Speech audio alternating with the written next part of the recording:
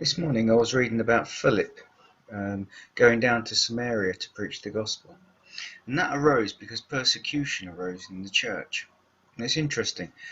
The last words to Jesus to the disciples or apostles was to go into all the world and preach the gospel.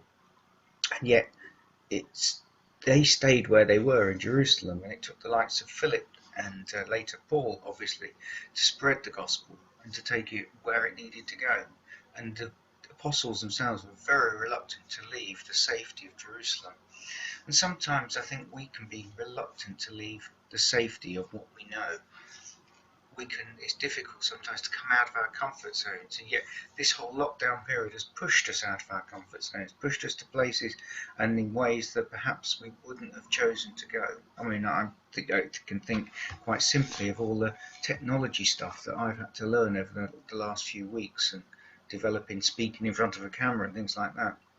But the important thing, even in the midst of crisis, even in the midst of darkness, even in the midst of difficulty, even in the midst of trial and tribulation, is that we remain obedient to the Lord.